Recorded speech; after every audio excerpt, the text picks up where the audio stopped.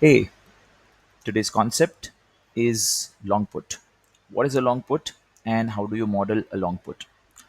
Well, a long put is bought when you expect the underlying security to fall in value. And in order to model a long put, you need to know what is the intrinsic value of a long put. Just a quick recap, the intrinsic value of a long put, and we have discussed this previously in one of our videos, is equal to max of strike price for the put minus spot price, comma 0. And this is one of the most important equations that you will need to model a long put. Now let's start with certain assumptions if we have to create a long put payoff. Assumption number one would be the underlying. There has to be an underlying on which you're going to create a long put. I am taking the underlying as Nifty 50. So I'm taking an index option. The spot price of Nifty 50, let's assume the spot price is 25,000, and I'm buying a long put with a strike price of my Nifty 50 put option. I'm putting a strike price of 24,500, right? Now, because this is a long put, you will have to obviously pay a premium paid to buy the option, go long on the option. And let's say I'm going to pay a 125 rupee premium to go long on this option. So these are your bare minimum inputs necessary to model a long put. Now let's see, how does the long put look like? It's a pretty standard process to model any option.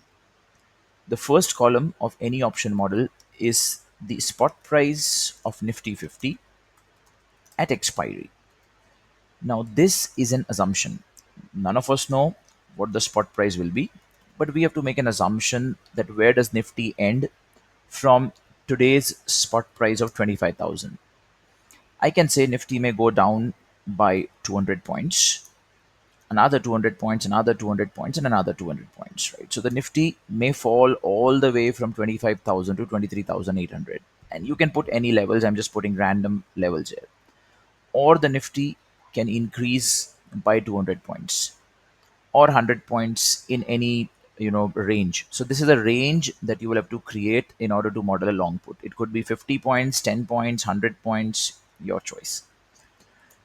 The second column that we are going to model is an intrinsic value of this option. What will be the intrinsic value of this put option? We'll apply our formula, max of the strike price, which is 24,500, minus the spot price at expiry. Now, this spot price could be anything, right? I could have a spot price at 23,800 where I'll make 700 rupees of profit because the put option has gone, or the underlying has gone below uh, my strike. And if the index keeps moving higher, I'll keep losing money on my option, right? So if you note here, I make 100 rupee profit. The intrinsic value is 100 if it is 100 points below my strike price. But in order to do all this, I obviously need to make a premium payment, right? This is an insurance. You've made a premium payment of 125 rupees. We'll drag this all the way lower, and this gives me my net payoff for the option, which is 700 minus 125. So, talking about this, if the market goes to 24,000 as an example, my intrinsic value is 500 because the index went 500 points below my strike price. But in order to make that 500 rupees of profit, I had to incur 125 rupees of cost. So my net payoff or net profit is 375. However, if the index goes to 26,000, I lose out my entire premium because the intrinsic value of the option becomes zero in that case. Now, how does this look on the payoff? So let's model the payoff. Now for the payoff, we are going to model a line chart between the spot price and the net payoff. And this is how your net payoff on a long put will look like. Initially, there is a loss of 125 rupees, but as the market starts falling below your strike price, you start making profits. Now, this bent line that you see here can be rectified very easily. Because we are doing a 200-point jump, you see a small bend.